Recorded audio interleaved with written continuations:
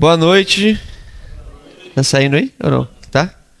Eu tô meio surdo por causa da gripe. Gente, que alegria poder estar aqui mais uma vez. E dessa vez, assim, muito melhor do que da primeira, porque estava sozinho. E agora tenho a honra de poder viajar com os meus amigos. Viria até mais um. A gente estava no projeto de vir em 4 no carro. E aí fomos interrompidos por esse projeto. Mas se você não veio ontem, e nem no ano passado, e nem assistiu, vou apresentar rapidamente. Eu sou Daniel, eu tenho 37 anos, sou casado com a Carol. Nós temos 2 filhos, a Sara e o Matias. Daqui a Sara 7 anos, o Matias 5 anos, a Sara está quase fazendo 8, o Matias quase fazendo 6, e daqui uma semana e meia nós completamos 10 anos de casados. Então, assim, graças a Deus pela vida da Carol, né? Pela bondade de Deus através da vida dela. E aqui está comigo o Gui, casado com a Carol, casado com a Camila, que elas estão juntas lá hoje. E o nosso irmão, o Gui, ainda não tem filhos, né? Pelo menos, sim, né? Nenhuma novidade, assim. De ontem para hoje não chegou nenhuma notícia, então vamos dizer assim.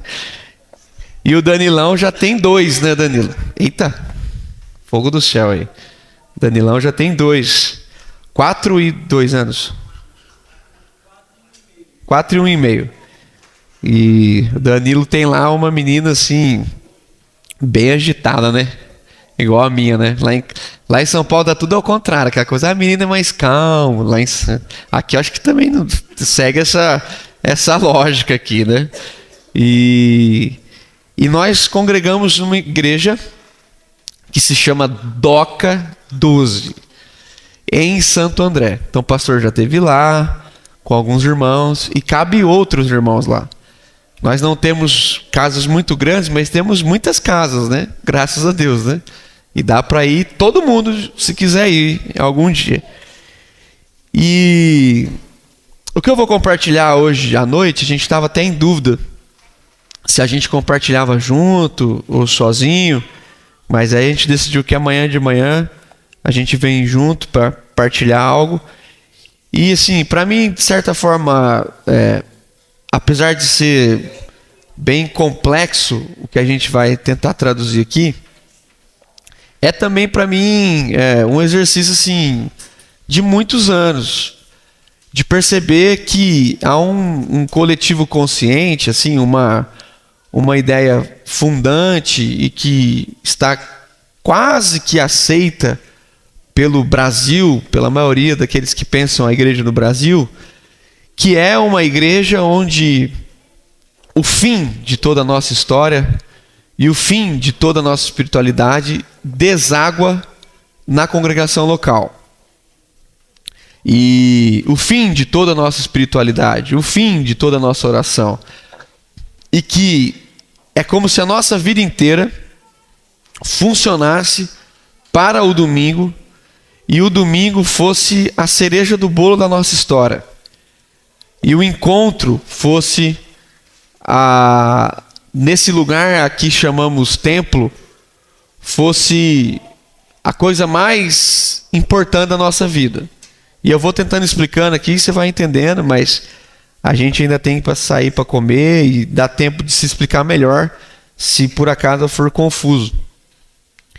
O que eu estou tentando dizer aqui na introdução, antes até de eu ler o texto bíblico, é que se a gente não prestar atenção, toda a forma da nossa espiritualidade está embasada no que chamamos aqui, pelo menos ouvi o pastor chamar de Primeiro Testamento, onde há uma espiritualidade inicial, onde para uma criança é necessário alguns limites, é necessário algumas regras. O que não é normal é quando isso se estende à fase adulta. E você tem que conversar com meninos, homens, de 35 anos, de 40 anos, como você fala com crianças de 7 anos. Eu acho que eu tenho conversas mais profundas com a minha filha de 7 anos do que com alguns homens de 40. Eu me lembro um dia que eu entrei na casa de um irmão, ele estava brigando com a esposa dele, por isso que eu fui lá. Quase ninguém chama o pastor no dia que tá tudo certo, né? Aí a primeira fala dele foi o seguinte: eles tinham acabado de ter um filho, era bem complexa a gestação, ela ficou bem. Cada mulher, obviamente, vai viver um pós-parto, né? E no caso dela foi bem delicado, a questão da cirurgia, etc. Então ela precisava muito do marido, né? De um marido, né? E aí, quando eu cheguei na casa, ele falou assim pra mim: não, tá muito difícil com a fulana. Quase que eu falei o nome. Eu falei assim, por quê? Ele falou, não, ela é muito chata. Eu falei, mas por que ela é chata? Então assim, primeira coisa, quando um homem começa a conversa com a gente falando mal da esposa, ele já perde assim, dá quase vontade de ir embora, né? Mas ele continuou e falou assim, cara, ela fica brigando comigo porque eu tava jogando videogame. Aí eu falei assim, não acredito, só por isso? Sua mulher acabou de ter um filho, ela teve diversas complicações e ela é chata só porque você tá querendo jogar videogame. Eu falei assim, sabe qual que é a dificuldade da tua mulher? Ele falou, não. Eu falei assim, é o filho mais velho dela. É o de 40 anos. O recém-nascido não dá muito pepino não, mas o de 40, mano. Eu não sei se você já percebeu, mas as mulheres vão adotando os maridos como filho, né? E tudo que elas queriam mesmo era ter um marido, né? Mas infelizmente elas têm que ter um filho mais novo, né?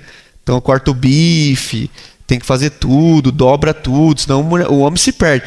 É o tipo de marido que fala assim, cadê minha camisa? A mulher fala, tá aqui, tá na frente dele, mas ele, alguma coisa cega. Então assim, esse nível de infantilidade, ele vem para a congregação.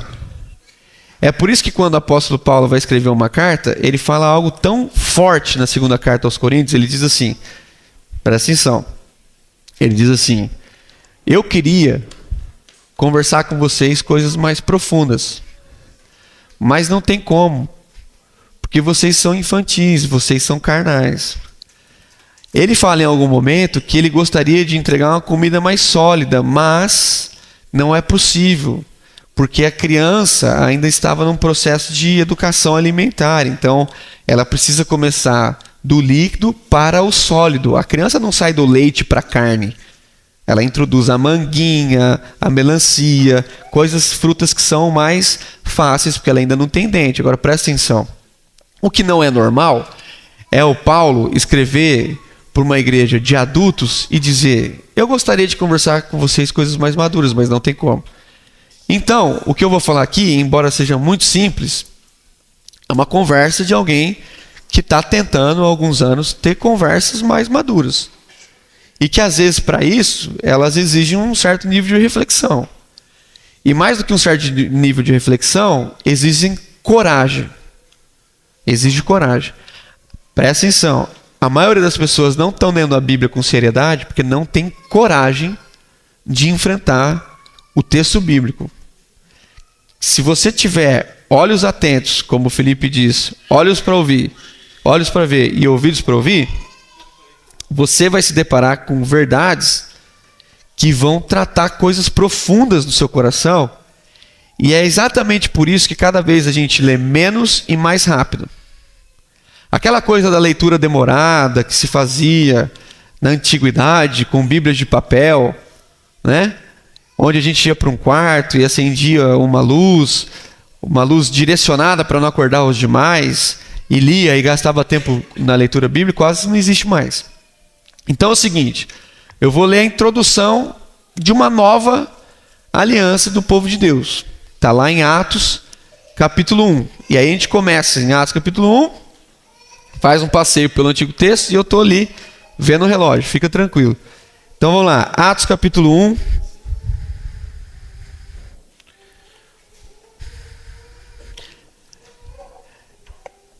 Vê se não tem gelada lá. Sim. Isso aqui é muito gelado. Eu quero ler com você do versículo 4 até o 8. Atos, é que essa aqui, se eu tomar isso, eu vou... Atos capítulo 1, versículo 4, diz assim na minha versão: certa ocasião, enquanto comia com eles, olha aí, pastor, enquanto comia com eles, deu-lhes a seguinte ordem: não saiam de Jerusalém, até o Pai enviar a promessa conforme lhes disse antes. Jesus batizou com água, mas dentro de poucos dias vocês serão batizados com o Espírito Santo. Então, os que estavam com Jesus lhe perguntaram, presta atenção: Senhor, será esse o momento em que restaurará o reino a Israel? Ele respondeu: o Pai já determinou o tempo e a ocasião para que isso aconteça, e não cabe a vocês saber.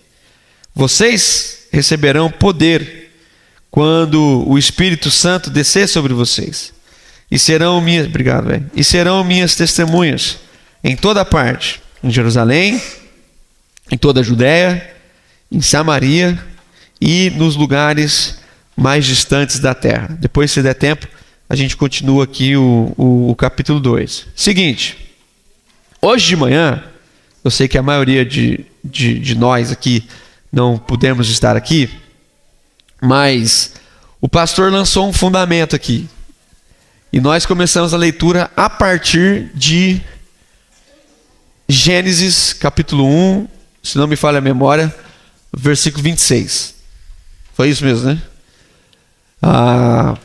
E nós conversamos aqui brevemente, quase 2 horas, foi muito bom, sobre essa esperança que Deus tem no ser humano. E a forma como o escritor do texto de Gênesis vai dizer que Deus nos fez a sua imagem conforme a sua semelhança. Quando você vê o capítulo 2, você tem uma narrativa de como Deus fez. Assim, a parte prática de como Deus fez. E aí você vai percebendo que Deus deu ao homem, ser humano, ao cidadão, né, não só ao sexo masculino, mas o homem e a mulher, uma missão. Uma missão que vem antes de todas as outras coisas, que é o cultivo, o cuidado. E a simples missão de encher toda a terra. Não só povoar a terra, mas encher a terra. A partir daí, então, a Bíblia vai nos introduzir a Gênesis capítulo 3. E você e eu, quando olhamos o texto bíblico em Gênesis capítulo 3, vemos que o homem e a mulher caíram em pecado. E tendo caído em pecado, começaram um processo de se esconder.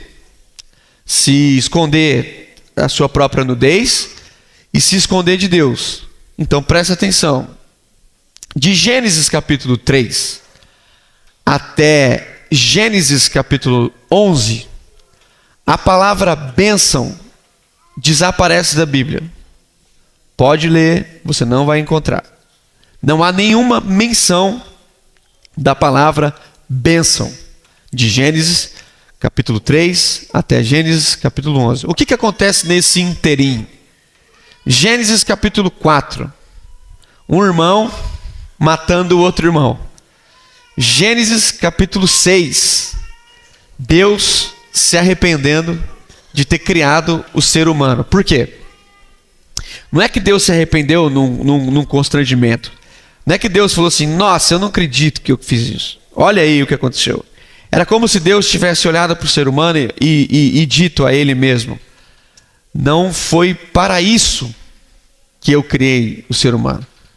Quando você lê Gênesis capítulo 5, depois Gênesis capítulo 6, 7, 8, 9, 10, mesmo Deus tendo dado um reset na humanidade, é o que nós cremos, Ele separou uma família, e quando essa família pisa na terra,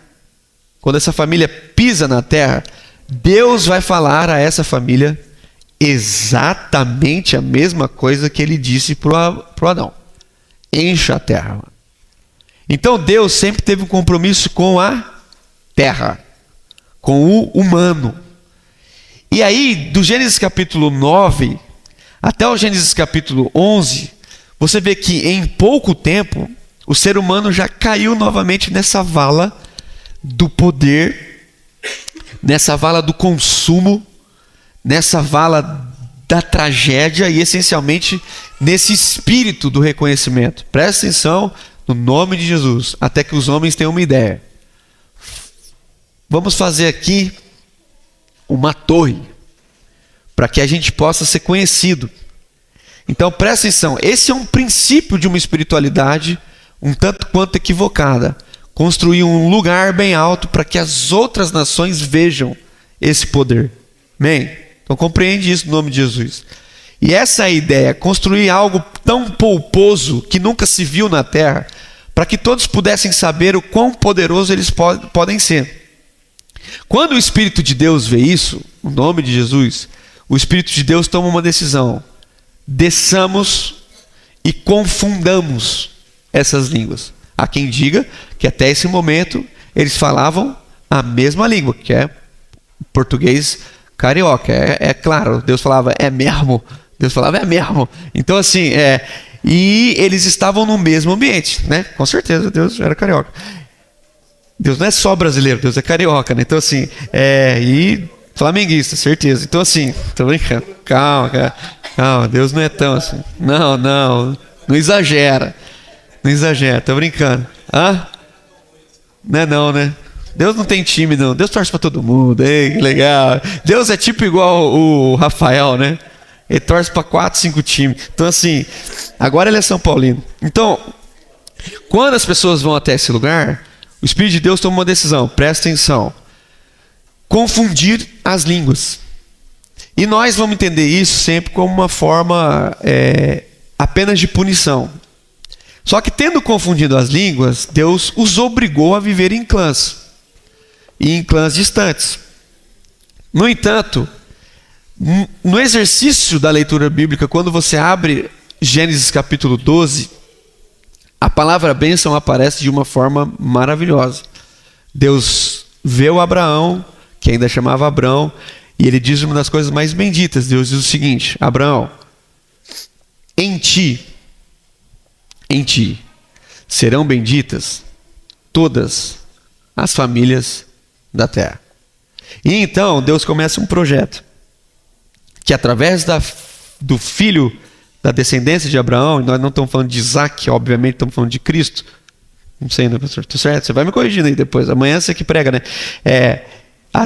A partir dessa descendência, todas as famílias da terra seriam afetadas por alguém que romperia um sistema vigente. Vai prestando atenção. Esse filho demora, parece até que ele não chega. As coisas vão acontecendo. O Isaac nasce, que é o filho chamado filho da promessa. A família do Abraão vai crescendo. E quando você termina o Gênesis 50, você tem uma família do Abraão gigantesca. Tão populosa que causou medo ao faraó. O império ficou com medo. Então, o dono do Egito toma uma decisão. Qual é a decisão dele? Nós temos que escravizar esse povo. Porque se esse povo se rebelar contra nós estamos fritos. Porque eles são muito numerosos e eles são muito fortes. E essa escravidão dura cerca de 430 anos. Mandam matar as crianças. Fizeram de tudo para esse povo parar de crescer. Mas não dava. O povo era rebelde nesse sentido. Então, um dia, o Moisés está andando, que era para ter até sido morto e não foi. Ele está andando, ele vê uma injustiça, nós falamos um pouco sobre isso, muito semelhante ao que Jó fez a coisa certa da forma errada. Ele vê uma injustiça, ele toma uma decisão equivocada, e Deus assim entende que ele seria um cara importante no processo. Então a história de Moisés é dividida em 3 partes de 40. Os primeiros 40 anos no exercício da academia, os segundos 40 anos no exercício do estágio, é tipo igual a faculdade, né? Então primeiro ele entende, depois ele vive e Deus o chama. Quando Deus o chama, ele fala assim em Êxodo capítulo 3. Moisés, é o seguinte, presta atenção. Eu vi a aflição do meu povo e eu ouvi o seu clamor, por isso desci, a fim de livrar-vos. Então eu estou tentando mostrar para você, às vezes, que Deus desce, toma decisões de descer. E Moisés fica naquela crise, mas você sabe bem a história, vem as pragas, etc, coisa e tal. Moisés liberta o povo, vai ao deserto, esse é o terceiro ciclo de 40 anos, junto com Josué, vai liderando esse povo, até que então, vésperas da entrada, Moisés morre, Josué lidera o povo, e o povo então toma a terra.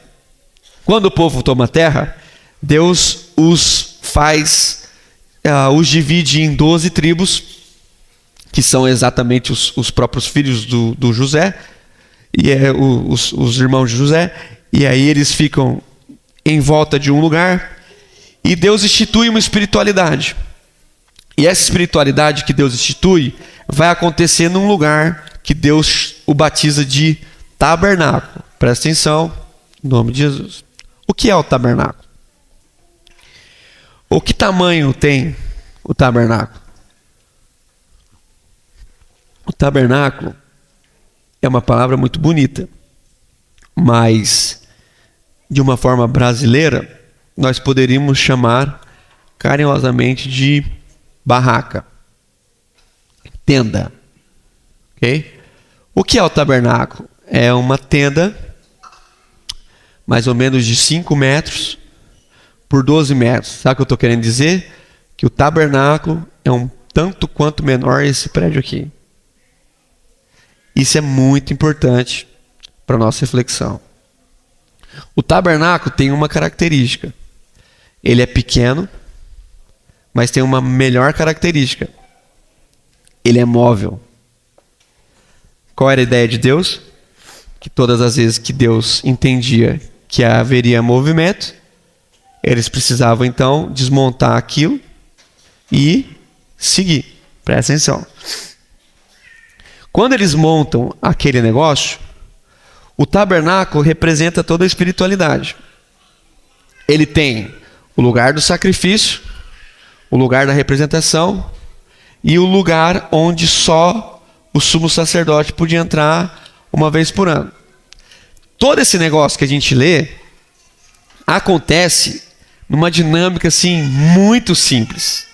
Muito mais simples do que a gente pode imaginar. Se um dia você for a São Paulo, eu quero te levar lá no Templo de Salomão. Quero te levar. Custa mais ou menos uns R$35, porque lá tu tem que pagar, né? Então assim, custa mais ou menos uns R$35 para entrar lá dentro. Sabe por quê? Porque lá dentro, poucas pessoas sabem disso, mas o Edir Macedo construiu um tabernáculo com as medidas exatas da Bíblia. Sabe o que talvez você não vai descobrir? Quando eu fui lá algumas vezes, eu entrei no tabernáculo, fiquei constrangido por Deus, porque ele é menor do que os nossos salões, muito mais simples. Claro, tem toda aquela questão de cor, de pano. Deus é caprichoso. Não é simples porque é avacalhado. Ele é simples e caprichoso. Eu entrei no tabernáculo e eu dei de frente com o templo do Salomão, do Edir Macedo. E aí eu perguntei assim para o rapaz que estava conduzindo a excursão: o tabernáculo é do tamanho exato da Bíblia? Ele disse sim. E eu falei: e o templo? Ele falou: não, o templo aqui é bem maior do que o templo dos templos de Salomão. Eu falei: tá bom, era só o que eu precisava saber. Quando Jesus, pulando quase tudo aqui do Primeiro Testamento, se apresentou, e quando o João viu Jesus, o João falou uma coisa muito séria. O João falou que em Jesus nós vimos a glória do primogênito, do unigênito do Pai. Mas o João, quando vai dizer isso, ele diz assim: ele tabernaculou entre nós. Presta atenção no nome de Jesus. A ideia primária de Deus era construir algo que acompanhasse o seu povo, para que a bênção que foi dada a Abraão fizesse sentido para todas as nações. Mas quando Deus estacionou em um perímetro, Deus estacionou no coração do mundo. No tempo antigo, o território conhecido, Israel, pequenininho, representava o coração do mundo. O que eu estou tentando dizer? Deus, quando pensou um território, Ele pensou estrategicamente um lugar que todas as nações poderiam acessar facilmente. E que todas as rotas passavam por ali. Porque na cabeça de Deus, Ele estava constituindo um povo que abençoaria todas as nações. No entanto, em tão pouco tempo, os homens de Deus têm uma ideia. Eles dizem a Deus: Deus, nós queremos um rei, porque as outras nações têm um rei. Então aí você já vai vendo uma desconfiguração. Era para o povo de Deus ensinar as outras nações quem é o rei. Mas eles quiseram ter um rei. E Deus falou: vocês querem um rei? Eu vou dar um rei. E ele deu Saul. Depois vem Davi. Davi tem uma ideia. Se nós temos um rei, temos um reino, os outros reinos têm um lugar pomposo. Davi, em nome de Jesus, entende isso? Davi olha para o tabernáculo e fala assim: não dá, Senhor. É muito pequenininho. A gente tem que mostrar para o pessoal que o Senhor é o Deus de todas as nações. O Senhor é grande. E que essa barraca aí fica meio assim. Então é o seguinte: nós vamos construir o templo. Vamos engolir os outros templos que existem. Deus falou assim: tá bom, Deus teve essa ideia, mas você não vai dar conta. Você vai até começar, teu filho é que vai terminar. Quando o Salomão começa a reinar e o templo é construído, o Salomão morre. O seu filho Jeroboão começa a reinar. E nós nunca vimos tanta maldade sobre a terra. Foram só 3 reinos. Para a gente ver um período muito difícil para o povo de Israel. Agora tem terra, tem poder, tem riqueza, tem templo, só não tem a bênção de Deus. Os profetas começam a profetizar. E as profecias dos profetas só tinham uma mensagem: arrependam-se. E a palavra arrependam-se talvez seja, na língua portuguesa, uma das palavras mais mal traduzidas da Bíblia. Porque a palavra arrependimento para o brasileiro tem muito a ver com algo que a gente fez de errado, sim ou não? Quando alguém fala assim: você não se arrepende? Você pensa assim: mas o que eu fiz de errado? A palavra arrependimento na Bíblia tem 2 verbos no hebraico e 2 verbos no grego. Eles se correspondem. Ambos não têm a ver apenas com arrependimento. Nossa versão. Elas têm a ver com volta. Tanto que no inglês, essa mesma palavra é traduzida por retorno. Sabe quando você está na pista, a gente estava hoje, e tem uma placa, literalmente, com uma possibilidade de um retorno de 180 graus? É a possibilidade de você estar andando aqui e voltar para lá. É isso que Deus está dizendo através dos seus profetas. Voltem. E quando Deus está chamando o povo a um retorno, Deus está chamando a um retorno não de lugar, mas de consciência. Era como se Deus dissesse assim: vocês já estão no lugar, mas vocês perderam a consciência. Vocês têm tudo o que vocês precisavam. Vocês só não estão abençoando todas as nações. Não deu certo. Os profetas continuaram profetizando. Até um dia que o profeta Jeremias, com muita tristeza, percebeu de Deus que não tinha jeito. Que o povo precisaria passar por mais uma trajetória de escravidão. Essa durou menos tempo, mas mexeu com mais coisas. Quando o Império da Babilônia entra em Jerusalém, sabe qual é a primeira coisa que eles atacam? O templo. E quando eles destroem o templo, eles destroem praticamente toda a espiritualidade do povo. Eles vão, ficam cerca de 70 anos. Voltam com Esdras, voltam com Neemias. Você sabe que esse período não foi tão rápido quanto a gente lê na Bíblia, né? Alguns vão dizer que do dia que eles saíram até o dia que eles construíram os muros e o templo, duraram aproximadamente 120 anos. É muito tempo.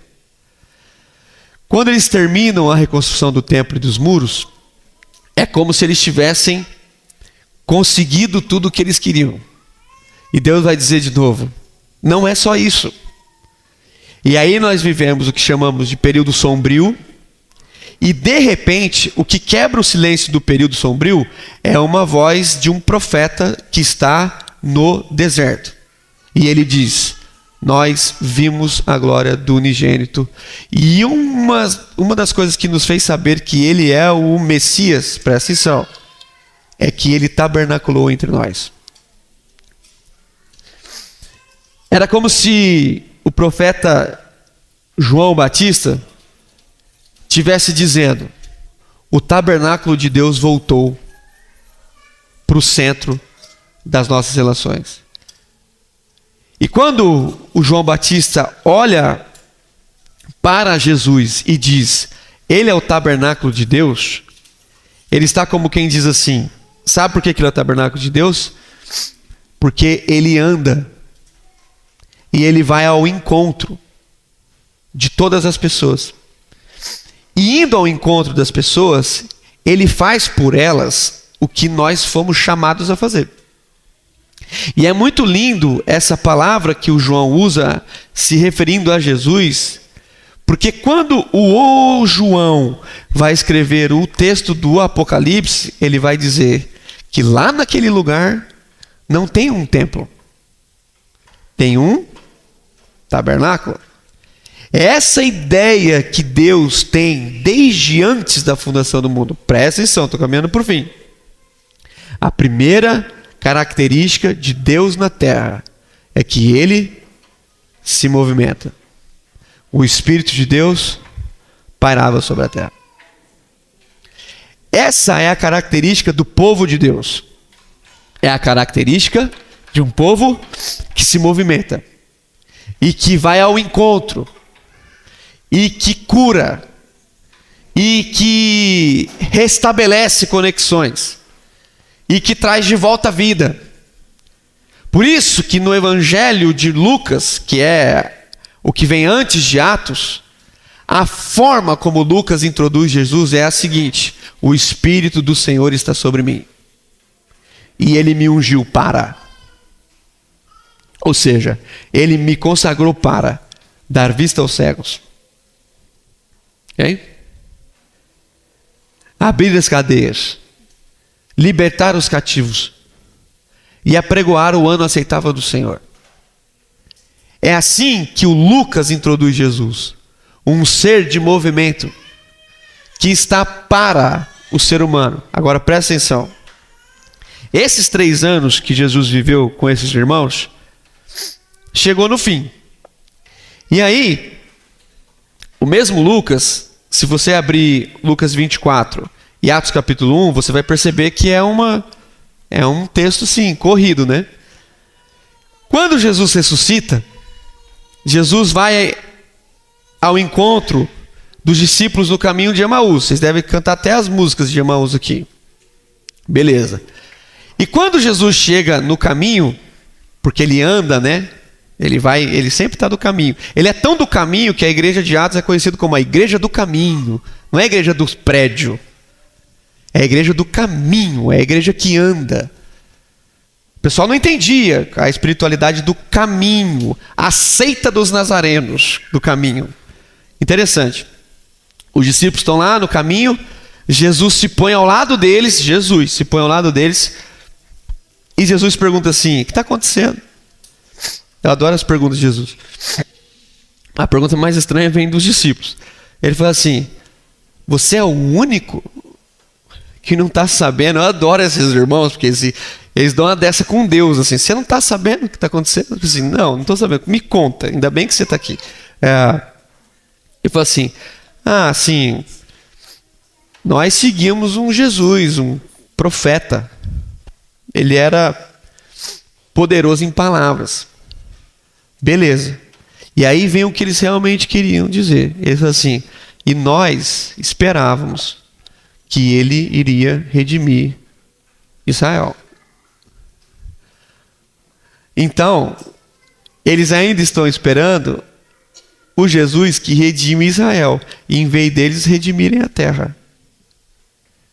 Eles ainda estão aqui. E aqui, quando Jesus está dizendo assim: gente, é o seguinte, não saiam de Jerusalém. Olha o texto, gente.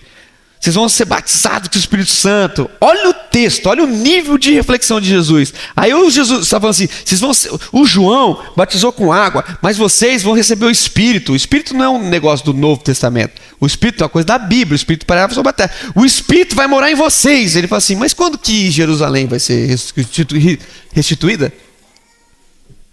Não, eu estou dizendo que o Espírito agora vai morar em vocês. Não, mas eu queria te fazer uma pergunta. E Jerusalém vai... Quando que Jerusalém vai ser? Gente, em nome de Jesus, é quase um abuso. Alguém que morreu e ressuscitou está como quem diz assim, presta atenção: Deus mudou de endereço. Mas e a casa de Deus? Então, é sobre isso que a gente está falando. Agora é o seguinte: vocês são a casa de Deus. E eles falam assim: mas e Jerusalém? E o templo? Jesus falou assim: é sobre ele que eu estou falando. Era como se Jesus dissesse assim: agora vai fazer sentido. Porque vocês vão receber o Espírito Santo. E vocês vão ser minhas testemunhas. Sabe aonde? Em Jerusalém, Judéia, Samaria e até os confins da terra. Sabe o que eles falam para Jesus? E Jerusalém?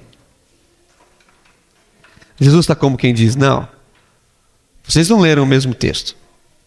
Porque a primeira vez que eu conversei com o pai de vocês, eu não falei sobre Jerusalém. Eu falei sobre todas as nações. Sobre todas as famílias. Sabe o que acontece aqui? Eles continuam ali, por isso que eu não li até o fim. Vem o capítulo 2. E aí eles estão reunidos num lugar. Se você quiser acompanhar comigo, faz sentido. Eles estão reunidos num lugar. E aí, a partir do versículo 4, todos ficam cheios do Espírito Santo, presta atenção. E eles começaram a falar em outras línguas. É quase a mesma coisa, presta atenção no nome de Jesus. É quase se houvesse um grande ato entre Gênesis capítulo 11 e Atos capítulo 2. É quase a mesma história, só que ao contrário. Agora Deus está como quem diz: lembra do primeiro assunto?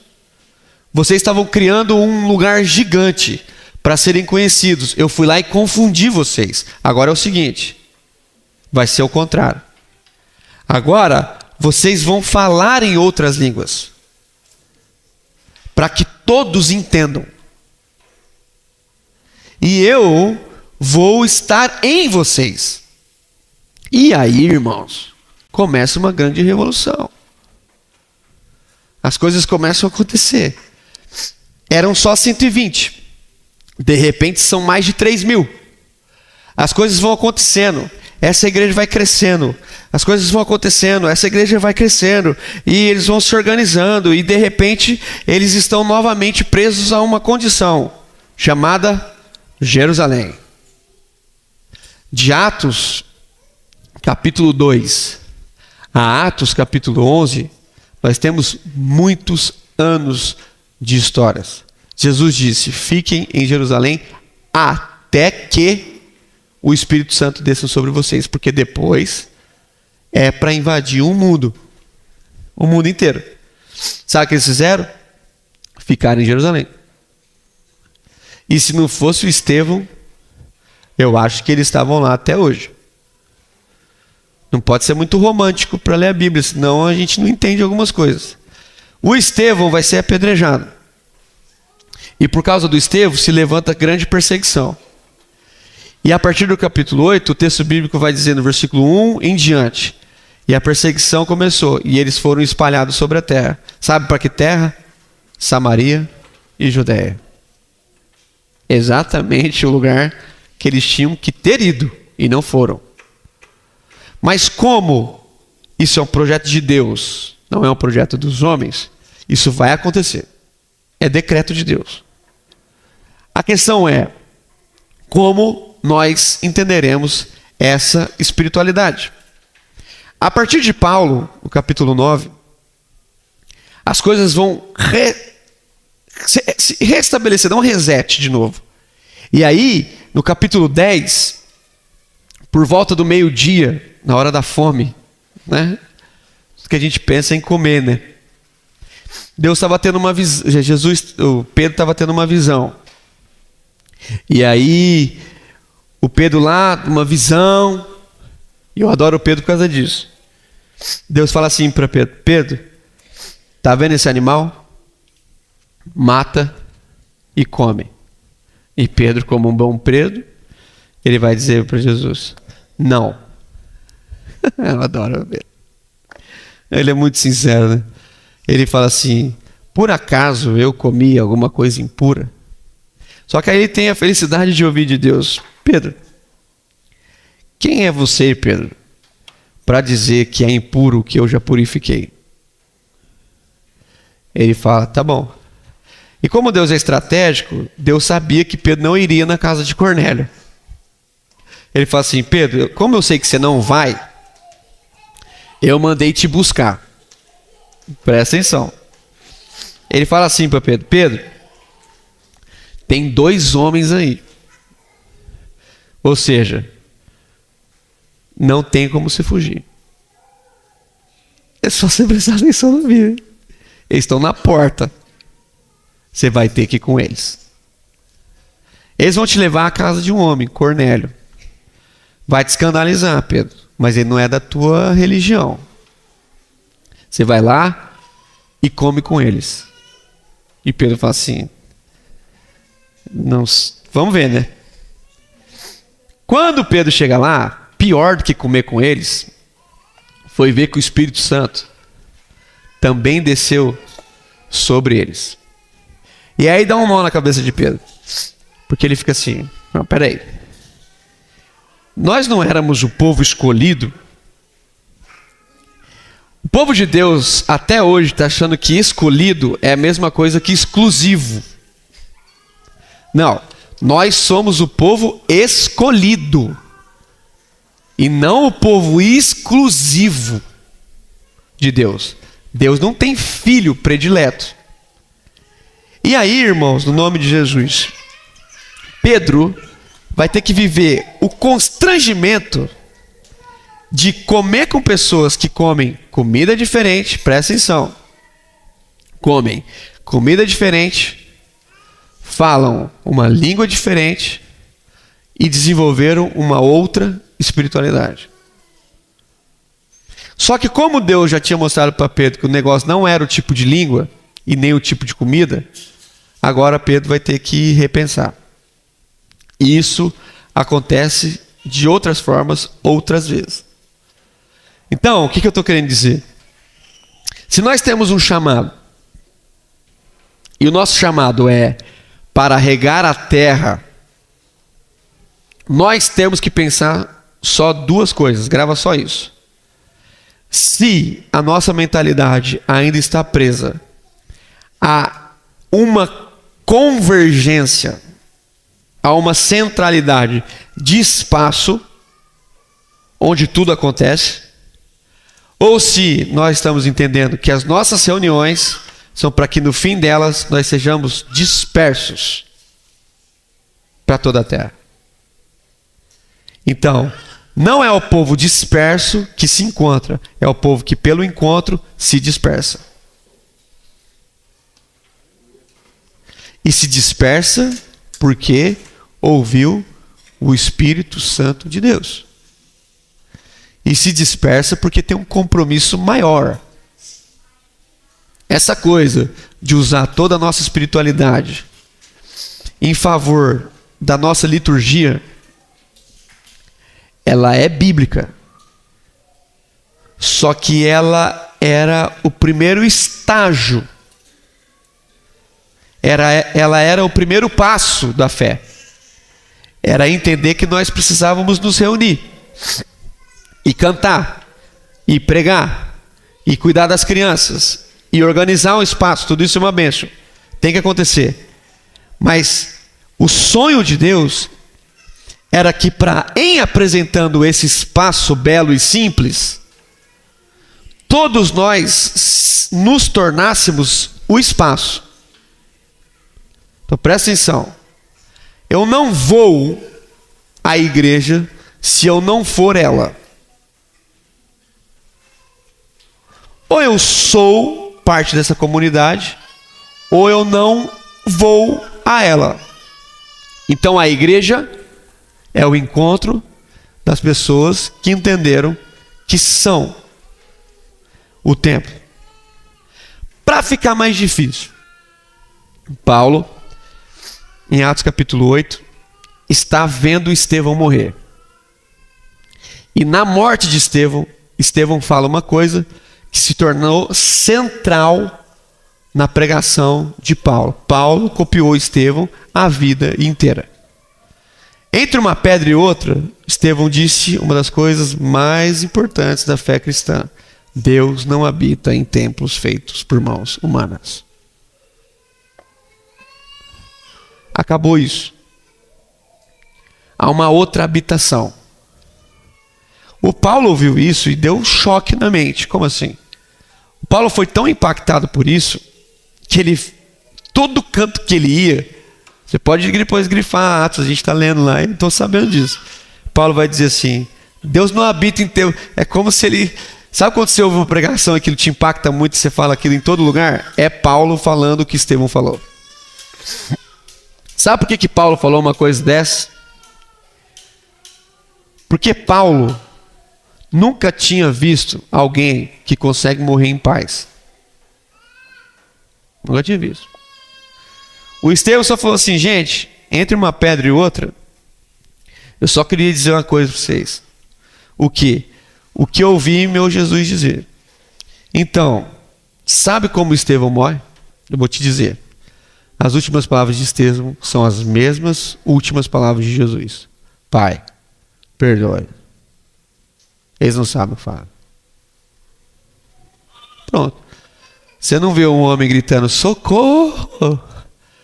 Não era isso! Não. Você vê um homem dizendo assim: gente, a fé mudou. Agora é o seguinte: deu a louca em Deus. Deus ficou doido. Por quê? Não. Porque antes ele morava num lugar pomposo. Agora ele mora numa casa caída. Né?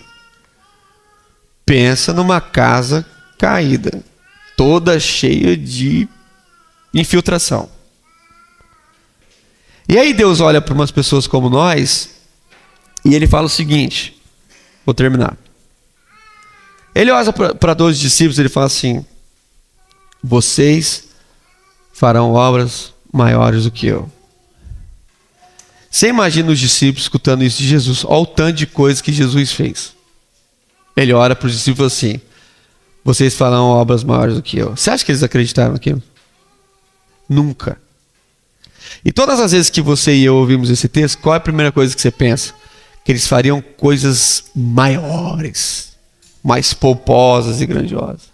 Talvez a conta de Jesus era mais simples. Talvez a conta de Jesus era a seguinte: ó, presta atenção.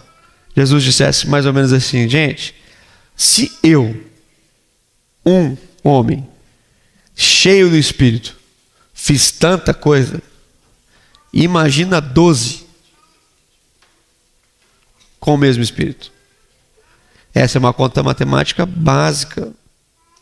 A gente fica pensando uma coisa muito louca e Jesus está pensando o óbvio.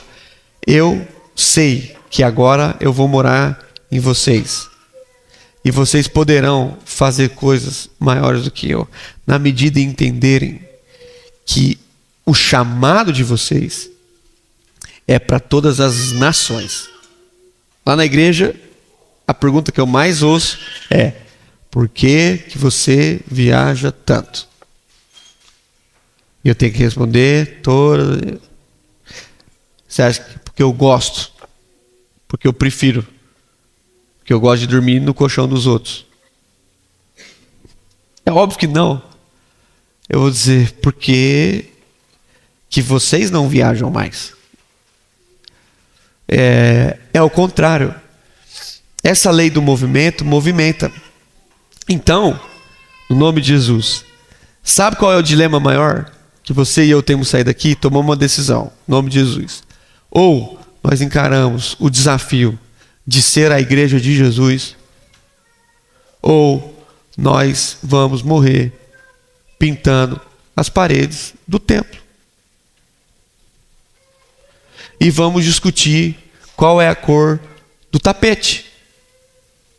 E vamos brigar se o... Não estou nem sabendo de nada. Se Deus conferir aí, é uma questão de vocês. Se ninguém me contou.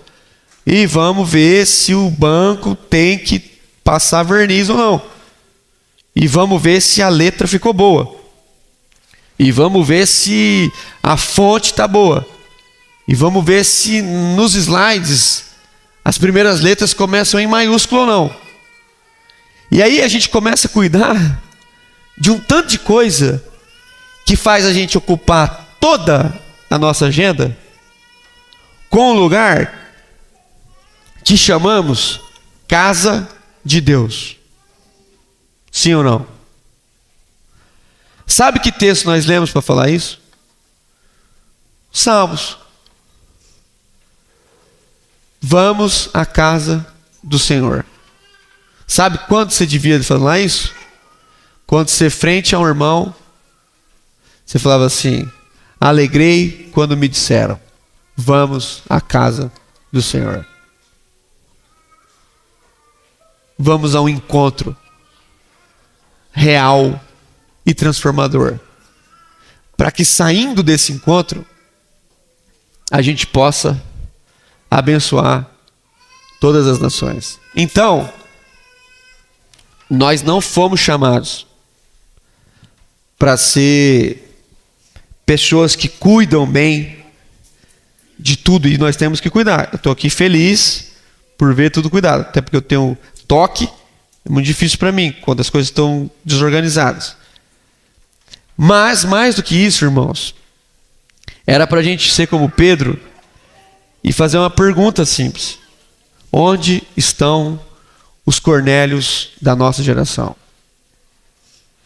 As pessoas que sem o Espírito nós nunca encontraremos.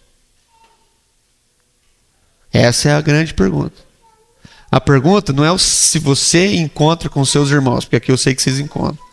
A pergunta é se a gente consegue ir até o Cornélio para ver o Espírito sendo derramado na vida dele.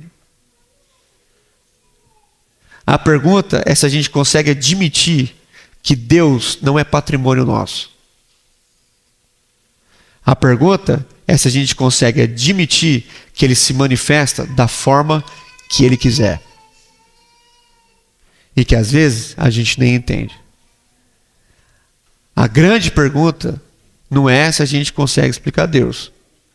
A grande sacada é se as pessoas estão vendo Deus em nós.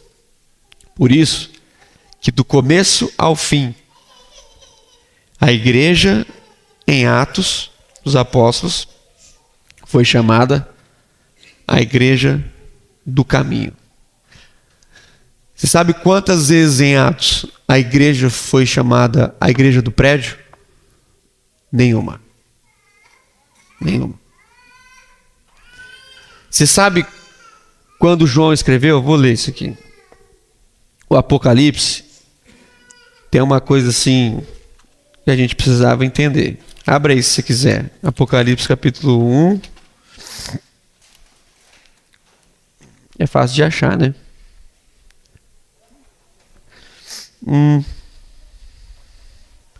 Apocalipse capítulo 2. Aí você vai ter que grifar aí se você usa a Bíblia de papel. Escreva esta carta à igreja, como que está na sua Bíblia aí? A igreja, leia aí para mim, a igreja, não, como? Ao anjo da igreja, beleza, para aí. Ao anjo da igreja em Éfeso, não é de Éfeso, é o anjo da igreja em Éfeso, beleza. Versículo 8, a igreja em Esmirna. Versículo 12, a igreja em Pérgamo. Versículo 18, a igreja em Tiatira. Esse negócio de igreja de é novo. Porque quando o anjo vai escrever, ele escreve a igreja em Éfeso. O que eu estou querendo dizer? É que a igreja não era de, era para. Faz sentido, pastor? A igreja não era de Éfeso. A igreja era para Éfeso. A igreja não é de Magé. A igreja é para Magé. É a igreja que está em Magé, para que em Magé não aconteça o que aconteceria se ela não estivesse lá. No nome de Jesus. Só que se a nossa ocupação for em torno das nossas próprias liturgias, é capaz de, estando em Magé, nós não sejamos para Magé. Ao ponto de que talvez alguns pudessem dizer: quão bom fosse se a igreja não estivesse aqui. Eu tive uma experiência vergonhosa. Vou falar aqui porque está muito longe. Lá no nosso estado tem uma... Estou torcendo para não ter aqui. Mas lá no nosso estado tem uma denominação muito forte, chamada Brasil para Cristo. Ela é muito forte na região ali do Danilo, no Alto do Tietê. Em uma das cidades que eu vivi, o irmão vizinho da igreja estava tão nervoso com a igreja que ele mandou, há mais de 10 anos, todo ano ele refaz a placa.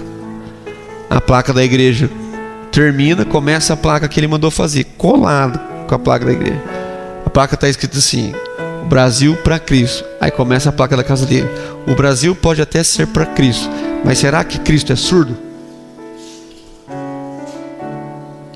E essa placa tem mais de 10 anos e ele fica trocando ela.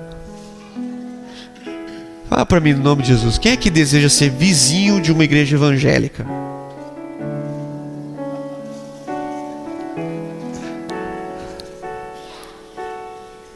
Se Deus me ouvir, eu nunca serei. Eu estou sentindo isso na pele, porque na minha casa mudou uns irmãos que tocam outro tipo de instrumento, assim. Mas na porta, assim, pensa numa reta mais reta possível, na frente, mais frente da minha casa. Agora tem um terreiro de umbanda. E os irmãos são pentecostais, eu vou te dizer. Irmão, se é por falta de batuque, aquilo lá, tem dia que começa 2 da tarde e termina meia-noite. Eu tava lá e o que me incomoda não é nem o volume, é a cadência. Tatá, tutum, tatá, tutum, tatá, tutum. Mano, aquilo vai entrar na minha mente assim, eu fico, meu Deus do céu, velho. Pra quem tem tudo que eu tenho, agora presta atenção. Minha filha me chamou no quarto dela.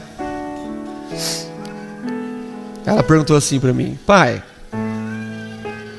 por que eles batucam tanto?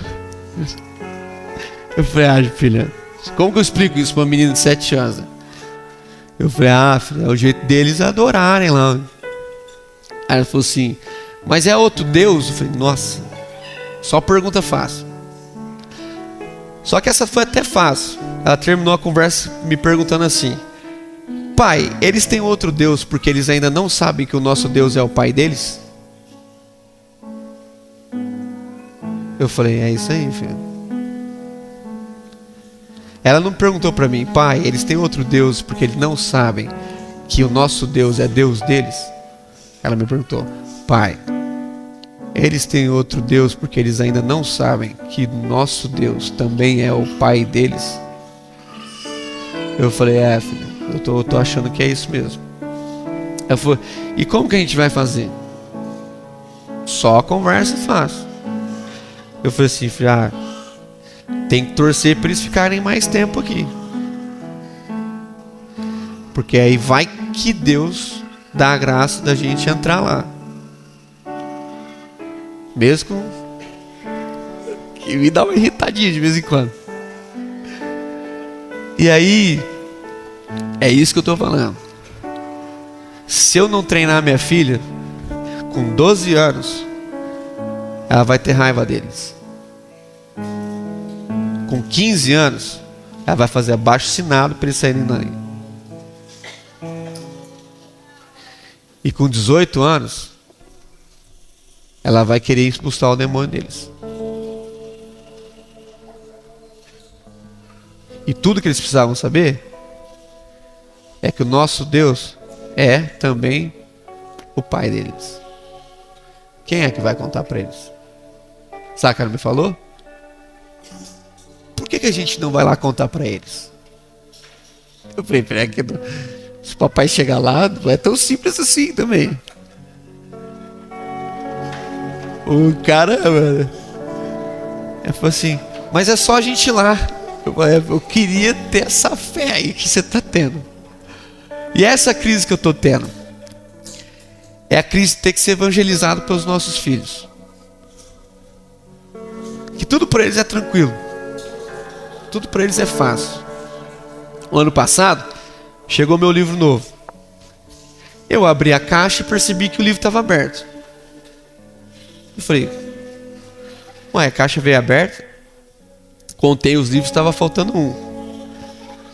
Minha esposa foi lá na escola. Uma reunião de pais.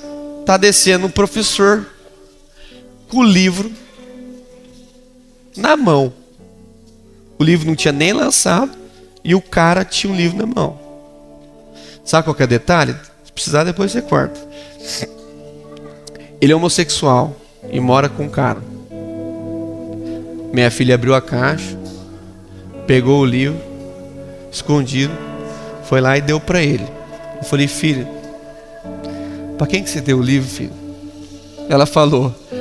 Eu falei, filha, eu fico imaginando o professor pegando o livro, falando assim, esses evangélicos usando a filha para converter a gente. Eu fui lá pedir desculpa pro rapaz. Eu falei assim, eu cheguei nele e falei assim, toma, deixa eu te falar uma coisa, minha filha gosta muito de mim, então tudo que eu faço ela quer dar para as pessoas. E aí ela te deu o livro, eu tava quase pedindo desculpa. Ele falou assim, não, fica constrangido não, eu tô gostando muito do livro. É disso que eu tô falando. É a gente começar a entender que a nossa congregação é um mundo e começar a lidar com os outros como irmãos, sem colocar barreiras de quem eles são, como eles se comportam, o que que eles fazem, o que que eles não fazem. Isso não é departamento nosso. No nome de Jesus. Eu tenho fé que vocês vão regar essa terra aqui. Eu tenho tanta fé que eu vim de carro e trouxe mais 2 irmãos cheios de fé para dizer assim, nós cremos nisso. Eu acho que Deus vai me dar a graça de não morrer antes de ver uma igreja simpática ao Brasil. Uma igreja que o pessoal fala assim, gente, abri um terreno aqui do lado da minha casa, tô doando para a igreja. Tudo que eu mais quero na minha vida é que eu seja vizinho da igreja. Em nome de Jesus. Enquanto o povo de Deus cuidava das pessoas, Deus acrescentava todos os dias os que iam sendo salvos.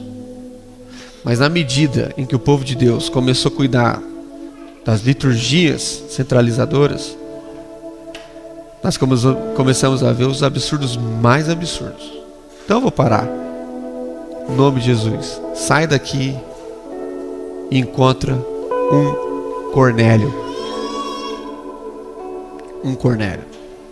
Alguém que você nunca encontraria se não fosse mandado por Deus. Queria orar por você e por mim, para que a nossa espiritualidade fosse ressignificada, para que a gente pensasse que os nossos encontros não são o fim, mas são um meio para a gente sair daqui. Então abaixe sua cabeça, feche seus olhos e pensa: Senhor, quem é o Cornélio? Quem é o homem e a mulher de Deus que o Senhor quer que eu encontre? Alguém para eu pôr à mesa e chamá-lo, Senhor. Pai, no nome de Jesus, nos ensina a ser a igreja do caminho. Nós gostamos muito das nossas instalações, nós queremos cada vez mais ter mesmo o melhor, mas nós não queremos ficar refém das coisas que nós construímos. Nós queremos, no nome de Jesus, que os nossos encontros, as nossas liturgias, os nossos ensinos, as nossas canções sejam feitas para que a gente saia daqui totalmente consciente do teu propósito para nós. E que ao entrar no carro, ao subir numa bicicleta, ou a começar a andar a pé por essas ruas, que a gente possa, Pai, inundar esse lugar. Que a gente não precise voltar aqui depois de mais um assassinato. Que a gente não precise voltar aqui depois de mais uma rebelião. Que a gente não precise voltar aqui depois de mais um abuso. Mas que no nome de Jesus a gente comece a pastorear essa congregação chamada cidade, e a cuidar desse povo que o Senhor nos constituiu sacerdotes. E que através dessa comunidade e de outras, Senhor, essa região perceba que o Senhor não nos abandonou. O Senhor está em nós. No nome de Jesus. Faz de novo, Senhor, nos nossos corações e na nossa mente. Faz de novo, Senhor, através de nós, a tua igreja, pequena ou grande. Usa-nos, Pai, para que no fim de todas as atividades as pessoas possam nos perguntar: que faremos nós? O que faremos nós? E a gente possa responder: creia no Senhor Jesus, seja batizado e tenha a glória de tê-lo dentro de você. No nome de Jesus. Amém.